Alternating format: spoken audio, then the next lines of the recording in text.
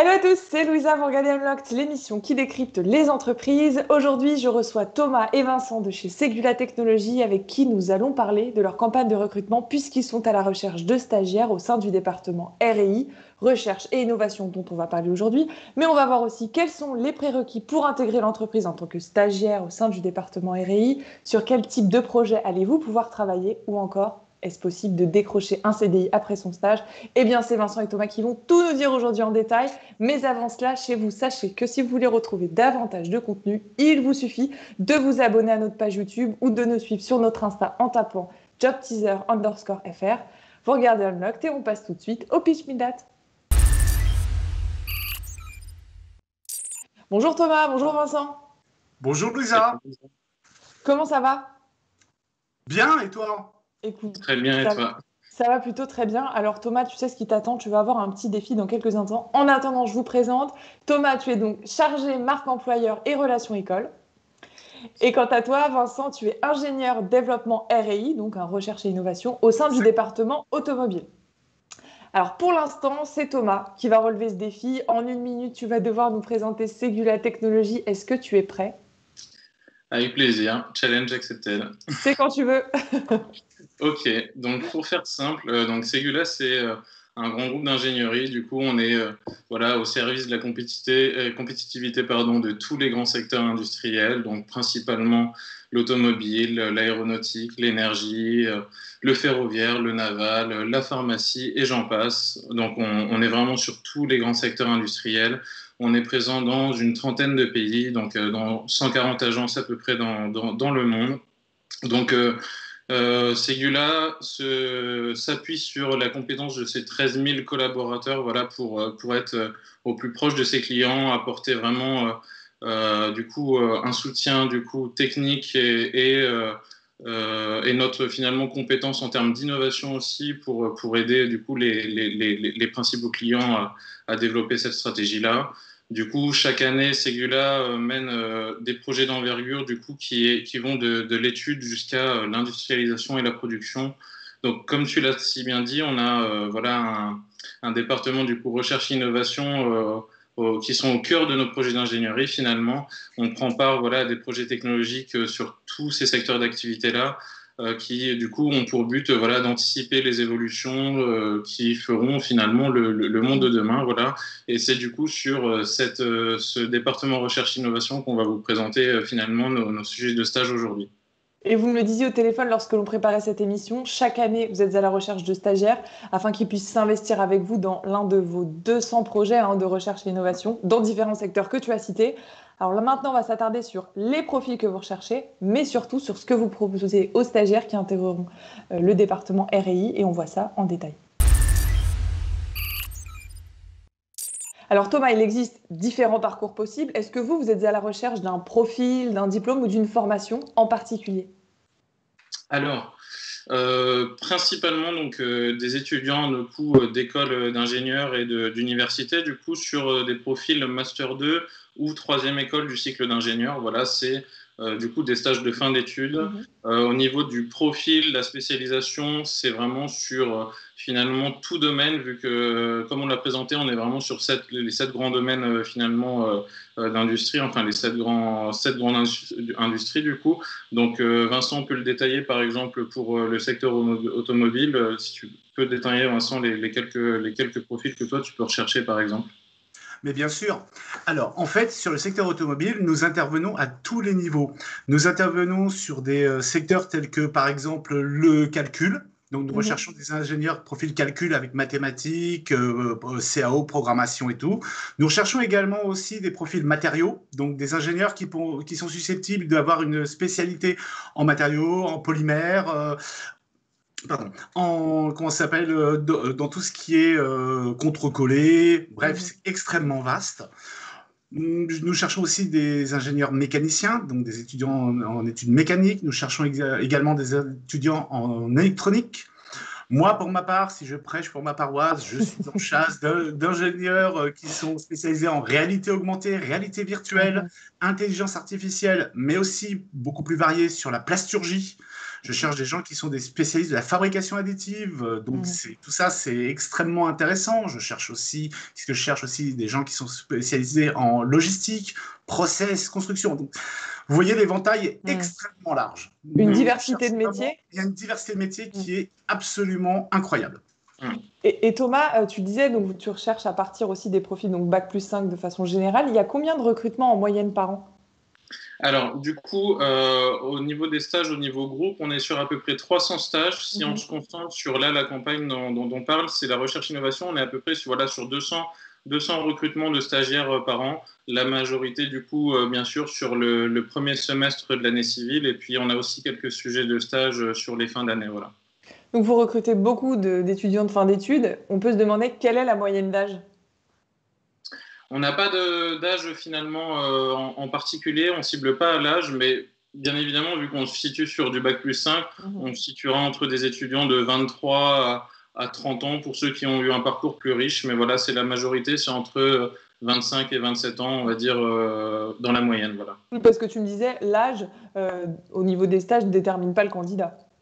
Du tout. Non, vraiment, nous, c'est le parcours qui nous intéresse, les compétences et aussi le projet professionnel du futur stagiaire qu'on embauchera. Et pour intégrer Ségula Technologies en tant que stagiaire, je le répète, au sein du département R&I, est-ce qu'il existe des prérequis? Vincent, peut-être toi, je sais que tu as des prérequis essentiels. Alors, moi, j'ai des prérequis essentiels parce que je suis exigeant. Déjà, ce que j'attends d'un candidat, c'est qu'il ait un bon niveau de français écrit. Pourquoi? Parce que souvent, qui dit stagiaire dit rédaction d'un rapport scientifique, souvent poussé, qui demande un langage technique. Mais toutefois, nous sommes indulgents et je m'efforce de les remettre à niveau au fur et à mesure du déroulement, parce qu'actuellement, il y a quand même quelques soucis à ce niveau-là. Sinon, ce que j'attends aussi, ce sont des gens qui soient évidemment motivés, parce que c'est un lieu commun, donc effectivement, ils sont tous motivés. Mais ce que j'attends, j'attends une passion, quelque chose qui vibre. J'ai envie que l'offre de stage fasse écho chez le candidat, qu'elle lui donne vraiment envie de s'investir. Pourquoi? Parce que nous essayons aussi de nous investir en retour.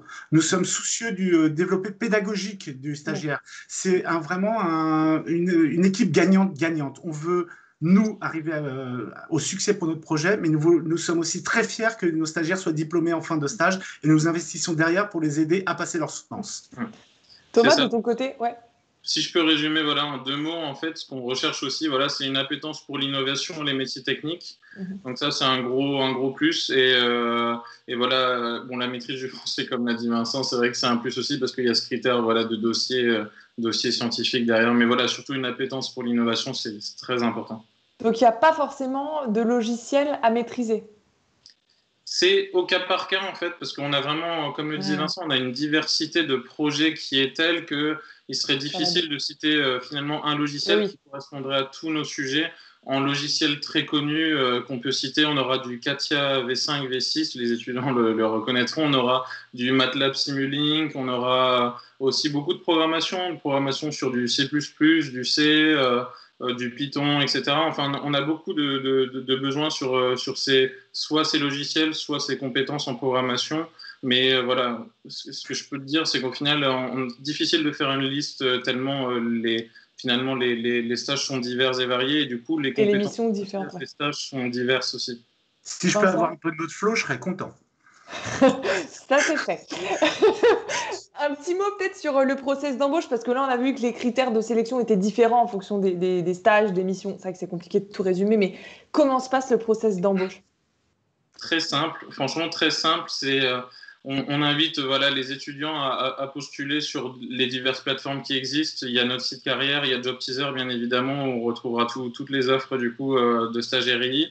Après cette candidature, on a du coup les pilotes en recherche-innovation et du coup les tuteurs techniques qui s'occupent de décortiquer le tout et qui vont contacter, du coup, faire un entretien de préqualification du coup, avec les étudiants. Ensuite, suite à ce premier entretien, c'est une prise de contact. On aura un entretien, du coup, cette année vidéo ou téléphonique pour la plupart, qui serviront à détailler un peu le sujet, à en apprendre un peu plus sur l'étudiant, sur ses compétences, son projet pro, etc. Et ensuite viendra, dans les jours qui suivent ou la semaine qui suit, du coup, le résultat est potentiellement l'offre de stage du coup derrière pour l'étudiant. Et est-ce que durant ce process d'embauche, vous appelez les anciens employeurs? Écoute, non, pas du tout. Enfin, au global, côté groupe, pas du tout. Je pense, Vincent, tu peux parler un peu toi aussi de ton Alors, process. côté RI, pour mon process personnellement, parce qu'en fait, chaque pilote a un petit peu son process, mais on a tous à peu près la même stratégie. Moi, par exemple, je n'appellerai jamais un ancien employeur parce que ce ne sont que des stagiaires. Et nous savons très bien que, déjà, nous attendons des étudiants, donc nous savons qu'ils ne sont pas forcément. Sinon, on recrute, je vous dirais, on recrute un ingénieur. On sait très bien qu'ils ont besoin de monter en compétences. Donc, nous sommes conscients de ça. Je n'irai pas m'amuser à appeler un ancien employeur pour ça. Je trouve que ce n'est pas utile. Par contre, je suis sensible à l'alchimie qui peut exister et qui peut apparaître au cours de l'entretien. C'est une histoire, ce n'est pas qu'une histoire de compétences, c'est aussi une histoire de feeling. Moi, je suis soucieux de voir si l'étudiant va bien s'intégrer et va être à l'aise, va s'épanouir au sein de l'équipe dans laquelle il va intégrer. Donc tout ça est important, ça rentre dans les critères de recrutement. Et alors, une question qu'on se pose tous quand on est stagiaire, alternant, c'est est-ce qu'on peut être recruté au sein de Ségula Technologies en tant que collaborateur à part entière? Autrement dit, est-ce qu'on peut décrocher un CDI après son stage? Thomas? Écoute, oui, c'est même l'ambition qu'on a derrière, en fait. C'est chaque année, on recrute entre 60 et 70% de nos stagiaires sur une année classique. Bien évidemment, cette année, avec le contexte qui est associé et qu'on connaît très bien, ça a été plus compliqué. On a eu un ralentissement au niveau des recrutements, etc. On a quand même pu en convertir un certain nombre, mais voilà, c'est à la marge finalement par rapport à ce qu'on a pu avoir les années précédentes. Mais voilà, l'ambition chaque année, c'est 60 à 70% pardon, de nos stagiaires qu'on recrute après en CDI. Et c'est l'ambition qu'on a pour l'année prochaine, du coup, qu'on se fixe sur cette nouvelle campagne. Et est-ce que vous pouvez me dire comment se passe l'intégration des stagiaires une fois qu'ils intègrent l'entreprise? Alors, généralement, l'intégration des stagiaires se fait au sein de chaque BU. En fait, moi, par exemple, je pilote de plus loin. Je suis un pilote rédacteur scientifique. Mais eux, ils sont près de leur tuteur technique, immergés au sein des équipes. Donc, en fait, ils vont s'insérer dans une équipe qui peut varier en fonction de nos business units de 15 à 200 personnes. Ils vont être pris en charge généralement. Au départ, ça peut paraître un petit peu impressionnant parce qu'on se retrouve dans la mécanique d'une très grande entreprise. Mais il y a une ambiance qui est tellement chaleureuse que généralement, ça se passe extrêmement bien et ils sont très contents. Ils sont vraiment très contents. En plus, pour aider l'intégration, puisqu'évidemment, comme vous l'avez compris, nous sommes plusieurs pilotes, nous encadrons certains domaines de compétences. Moi, c'est un petit peu à part. Je fais une sorte de trait d'union, du moins pour le site Ségula à Trappes, qui est en même temps le plus grand site de France.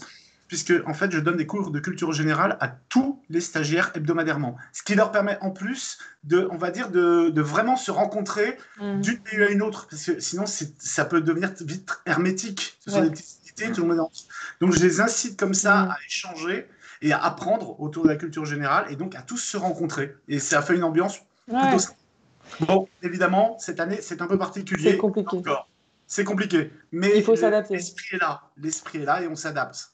Donc, si je comprends bien, Thomas, pour parler en tout cas de l'accompagnement des stagiaires, au regard de ce que Vincent vient de nous dire, les stagiaires, ils ont un tuteur technique et un pilote RI, c'est ça? C'est ça.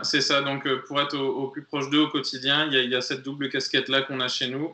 Et du coup, en plus de ça, en plus de ce suivi qu'on peut avoir du coup dans les équipes, on a du coup un autre suivi qui est réalisé par mon équipe, du coup, qui finalement se base sur un rapport d'étonnement, d'intégration, comme on peut le voir dans pas mal d'entreprises. Ça nous permet, au bout de quelques semaines déjà, d'identifier si le stagiaire se sent bien dans l'entreprise, etc., se sent bien dans son équipe. Et au final, on a des très bons retours sur nos stagiaires depuis plusieurs années. Du coup, ça fait plaisir. Même avec cette année, avec le contexte particulier, on a dû faire une intégration à distance pour pas mal de nos stagiaires. Et au final, ça s'est quand même plutôt bien passé, même si malheureusement, on perdait un peu ce lien physique, comme le disait Vincent juste avant, quoi. Et pour se projeter davantage, peut-être Vincent, tu peux nous donner des exemples de projets, de missions que tu confies à un nouveau stagiaire, par exemple, pour qu'on comprenne davantage. Alors oui, mais c'est large. Alors, je vais essayer de rester assez large parce que nous sommes sur des sujets de recherche assez pointus technologiquement. Ouais. Mais je peux parler d'un projet passé qu'on a développé par exemple sur 4 ans, donc avec 4 stagiaires, dont 3 d'entre eux ont intégré l'entreprise. Nous avons travaillé sur l'impression de câbles électriques sur des portières de voitures. Une portière de voiture, une voiture en gros, c'est 40 kg de câbles électriques. On ne s'en rend pas compte, mais c'est énorme. Or, pour chaque kilo gagné, c'est du carburant consommé en moins. Donc, un rejet de CO2 et une économie d'énergie qui est substantielle. Nous avons remplacé progressivement dans ces portières tous les câblages par des pistes imprimées par fabrication additive avec des encres conductrices.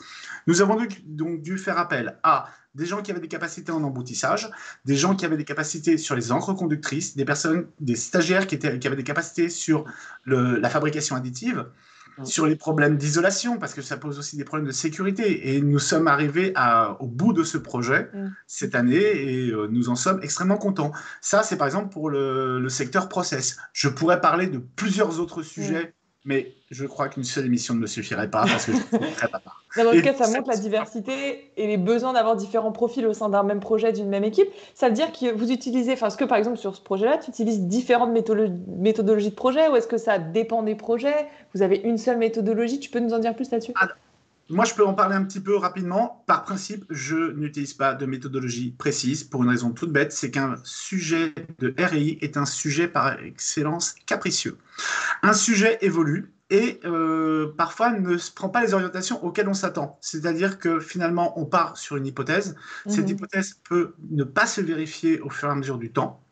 Et dans ce cas-là, la méthodologie ne sert plus à rien. Donc, on est obligé de pouvoir être réactif. C'est pour ça qu'on attend souvent des étudiants, des stagiaires, qu'ils soient audacieux, parce qu'il faut oser. Et en même temps, il faut qu'ils apprennent qu'il n'y a pas d'échec en recherche et innovation. Ça n'existe pas, l'échec. En fait, on ferme une porte ou on en ouvre une. Là, on sait qu'on ne peut plus aller par là. Mais en aucun cas, il y a d'échec. Il m'est arrivé d'avoir des étudiants qui me disaient « Ah, mais j'ai pas réussi, j'ai tout raté. » Ah non, on sait maintenant où on ne doit pas aller. Donc, au contraire, c'est une très bonne chose. On a fermé une porte pour toute l'industrie. Donc, pour tous les acteurs industriels, ils savent qu'ils ne doivent pas se hasarder là. Tant mieux. Donc, tout est positif. Tu parlais, Vincent, d'évolution de projet, mais il n'y a pas que les projets qui évoluent. Enfin, en tout cas, pour qu'ils puissent évoluer, il faut que les candidats puissent évoluer aussi. Thomas, tu m'avais parlé de formation pour les stagiaires. Oui.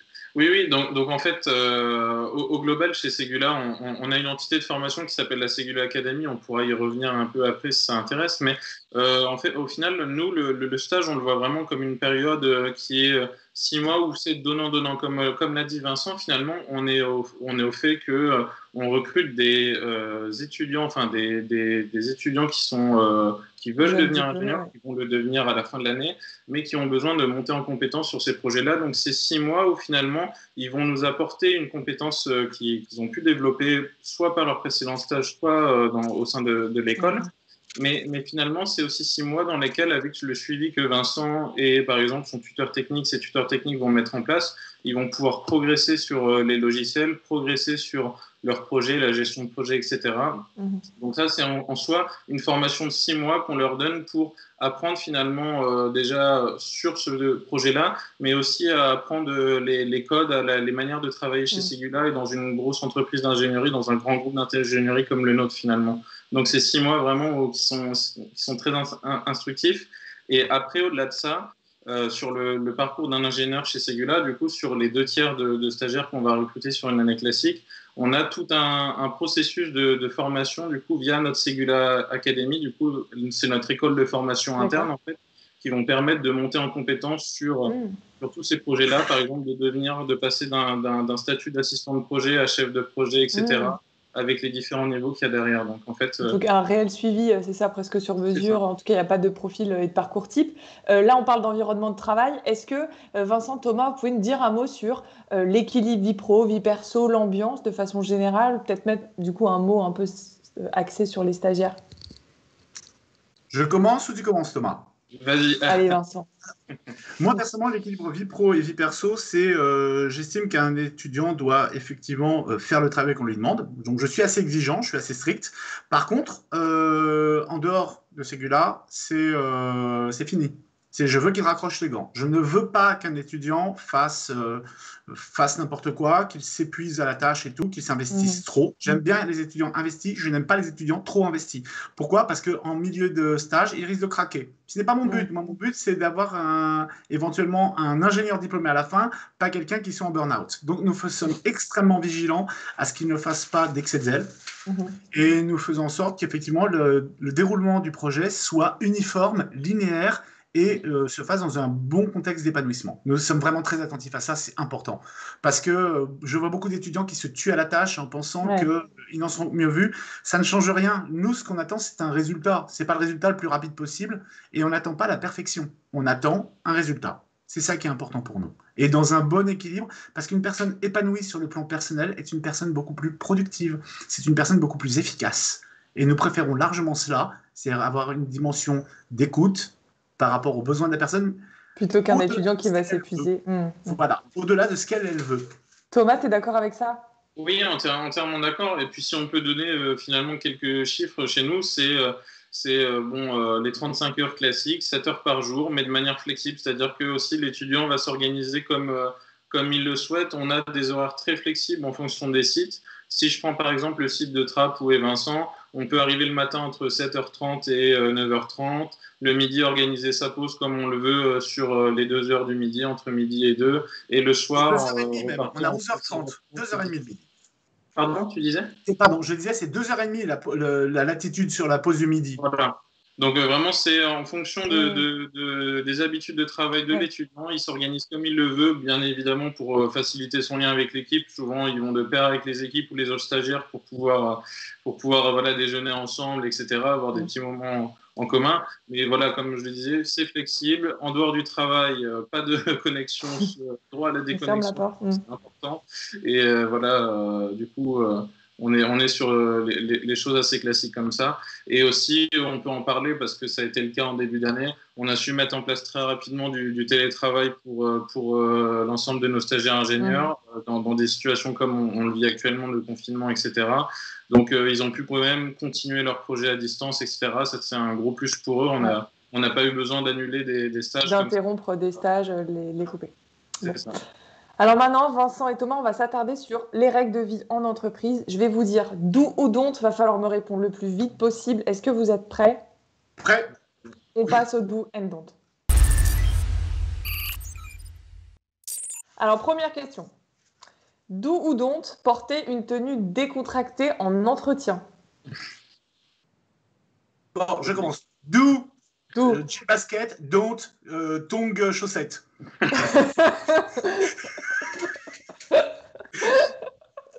Tu valides, Thomas?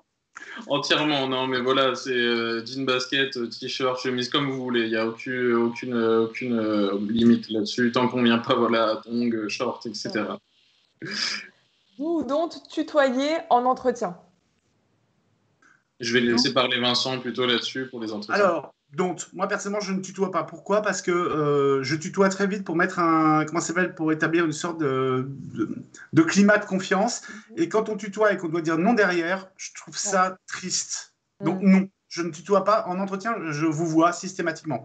Par contre, dès qu'on en est à la phase de recrutement, c'est le tutoiement obligatoire. Ok, ça c'est dit. D'où donc exprimer son avis quand on est stagiaire? D'où à 100%. C'est ce qu'on attend. On attend des stagiaires d'être force de proposition, surtout sur des sujets comme l'innovation, etc. chez nous. Pour apporter une précision là-dessus rapidement, c'est que simplement, si on les recrute, c'est parce qu'ils ont un regard neuf sur la science, sur le sujet. Nous, on est tous des vieux dinosaures, on a l'habitude des sujets. Et justement, ils apportent l'innovation. Donc surtout, regard nouveau et d'où suggérer. À partir de quand est-ce qu'on peut suggérer? Est-ce qu'il y a un temps quand même à pas trop anticiper? Non? Non. Non. Ah non? C'est dit, bon, ok. Tant pour moi. D'où donc dire qu'on ne sait pas durant l'entretien? D'où? Ben oui, comme on le disait, d'où ça va de pair avec le fait, je le disais, c'est donnant le stage. On va avoir du plus, des compétences que le stagiaire va pouvoir apporter et des compétences qu'on va pouvoir lui apporter aussi, en fait. C'est complémentaire comme relation qu'on fixe, en fait, sur ce stage. Si l'étudiant me dit « je sais tout, je ne vais rien apprendre », je ne le prends pas, je n'ai pas de raison de le prendre. Alors, pour l'entretien, do ou don't tout connaître de Ségula Technologies lors de l'entretien? Do. Do. Ah, j'ai vu un... Ah, Thomas, do ou don't? Moi, c'est un do. C'est un C'est do vrai parce que j'estime qu'il faut s'intéresser à l'entreprise qu'on veut intégrer. Il faut connaître un petit peu ses valeurs, connaître un petit peu son activité, savoir ce qu'elle veut. Si c'est quelqu'un qui arrive, qui se contente de cocher des cases sur des offres d'emploi, ben, je me sens un petit peu anonymisé, ça me plaît pas. Ça me plaît pas trop, ça me vexe. C'est important. Après, bien évidemment, on peut connaître que la coquille extérieure de l'entreprise, que ce qui est visible, voilà, les présentations du groupe, etc. Bien évidemment, après, il y a toute une partie qui va être une connaissance qu'on va récupérer que quand on intégrera vraiment le groupe. Donc, c'est un do, mais dans la limite du possible, en fait. Do ou don't prendre des notes durant l'entretien? Don't, ça m'agace, moi. Je suis sur un échange verbal, je veux voir la personne réagir. J'interagis, j'établis un lien humain. Si la personne est le nez dans un carnet en train de prendre des notes, voilà, ça me plaît pas. Mais ça, c'est humain, c'est personnel. J'ai des pilotes, des amis pilotes qui font la même chose et eux, ça leur pose aucun problème. Moi, j'avoue que ça m'irrite. Et alors, peut-être que la prochaine question va plus te plaire, mais do ou don't poser des questions durant l'entretien? Do. Bien sûr. On revient pas là-dessus. Do ou don't parler négativement de son ancien employeur? Don't. Alors, comment on fait quand on a eu une mauvaise expérience et que c'est difficile à justifier? On le sentira. On le sentira. Il suffit de se faire passer les choses avec finesse. Parfois, un petit peu de finesse, ça fait du bien aussi en entretien. Il ne faut pas dire ah, mon dernier entretien, mon dernier stage, c'était pourri parce qu'il y avait machin. Déjà, c'est suicidaire parce qu'il se peut qu'une partie des gens travaillent maintenant chez Ségula, et inversement. Donc, c'est une très mauvaise idée. Donc, ne jamais parler en mal de son employeur. Par contre, dire qu'effectivement, il y a eu un problème d'adaptation ou un problème d'écoute ou un problème de compréhension du sujet ou un problème ça peut arriver. Ouais. On ne demande pas qu'un parcours soit parfait, mais il ne faut pas médire. Il ne faut pas bien justifier. Avoir un regard critique et médire sur son ancien employeur. Do ou don't travailler son body language lors de l'entretien? Do, parce que moi, je suis très fort pour le body language. Très, très fort. Là, vous avez toutes les clients. Si demain, vous avez un entretien avec Vincent, vous n'avez pas de quoi dire que vous n'avez pas réussi votre Je peux vous dire que j'ai des étudiants qui sont sortis très surpris d'entretien avec moi. Ouais. Très surpris. Alors, regardez quelques tutos sur YouTube pour vous renseigner. Ah, je me souviendrai. Moi, j'enseigne la communication non verbale depuis 25 ans. Donc, c'est pour ça. Donc, quand j'ai un étudiant qui est venu et qui m'a dit, qui me parle, et au bout de 5 minutes, je lui fais, mais vous ne m'avez pas dit que vous avez un jumeau. Et qui m'a regardé en se décomposant, je peux vous assurer que ça fait son petit effet. Bon, alors, travaillez votre body language quand même pour vous préparer au cas où. Une autre question, envoyez une vidéo de présentation et non pas un CV. Je suis vieux. Non, mais même en soi, je ne sais pas si notre outil le permet, notre outil de recrutement. J'ai jamais eu le cas d'une candidature originale comme ça. Après, ça peut être un plus des fois. Ça peut être un plus pour certains pilotes, je pense. Peut-être pas pour Vincent, du coup. Non, je rigole. Un lien TikTok et tout, un lien Insta, ça ne me gêne pas. Je m'en moque, je m'adapte. Je connais TikTok, Insta. Je ne parlerai pas des autres sites qui sont à la mode, mais je connais tout ça, Snap et tout. Et justement, j'allais vous dire, do ou don't utiliser les réseaux sociaux pour postuler. Même si c'était don't, c'est do actuellement. Moi, personnellement, je suis assailli de demandes d'amis sur LinkedIn. Mais quand je dis assailli, c'est assailli. Tu le seras peut-être encore davantage après ce live. Ce sera avec grand plaisir. Majoritairement, en fait, les réseaux, c'est surtout pour prendre des contacts, des infos, etc. Et puis après, pour simplifier le processus, comme on l'avait présenté au début de l'émission, plutôt par le site carrière ou Job Teaser. Do ou don't demander des points réguliers à son manager? Do. Do ou don't travailler sur plusieurs projets durant son stage? Don't. C'est impossible, c'est ça. Il faut vraiment se concentrer sur déjà la mission qu'on nous donne. Alors, sur des stages de recherche, c'est impossible. Si on se disperse, c'est fichu. Il faut avoir un objectif. Tant bien même qu'on ne puisse pas créer des étapes et pas utiliser forcément des méthodes de planification, il faut quand même garder au moins le regard sur l'objectif final. Donc, si on se disperse, c'est mort. C'est le meilleur moyen pour perdre un projet. Dernière question. Do ou don't contacter un ancien stagiaire? Do. C'est un plus. C'est un plus, pour apprendre un peu comment ça fonctionne chez Ségula, découvrir un peu justement, quand on se disait renseigner sur l'entreprise, découvrir un peu les entrailles, ce qui se passe, Alors maintenant, Vincent, Thomas, il va nous rester 3 minutes ensemble. Ça va être vos 3 minutes carte blanche pour convaincre une dernière fois les étudiants de vous rejoindre. On passe au last, but not least. Alors Vincent, Thomas, qui veut commencer? Allez, j'y vais. Moi, j'ai juste une chose à dire. Qu'est-ce que vous attendez? Conclusion la plus courte que j'ai pu avoir jusque-là, je te l'accorde. Thomas, ton mot de la fin. Petite punchline sympa, mais le côté, voilà, il y a tous les types de stages qui peuvent vous intéresser. On est sur tout le panel, donc n'hésitez pas, juste, voilà, prenez connaissance des sujets, allez découvrir les offres, vous allez voir, c'est passionnant. Et puis on se retrouve dans quelques mois chez Segula. Tu parlais d'offres. Toutes les offres sont disponibles sur jobteaser.com ou sur le site carrière de Segula. Vous tapez segulatechnologie.com/carrière. Vincent, Thomas, un grand merci de nous avoir partagé vos conseils, mais aussi de nous avoir permis d'apercevoir les coulisses de Segula Technologies. Vous êtes venus aussi avec un petit cadeau parce que chez vous, on va vous laisser sur cette vidéo qui vous donnera un bel aperçu de l'esprit, de l'environnement et des valeurs de Segula Technologies. À très vite, Vincent, Thomas. À très vite, Louisa. Et bon courage dans vos processus d'embauche. Merci. Et chez vous, comme d'habitude, je vous donne rendez-vous très vite pour un nouveau live. Bon courage dans la suite de vos recrutements et on vous laisse donc sur cette vidéo. À très bientôt. À très bientôt.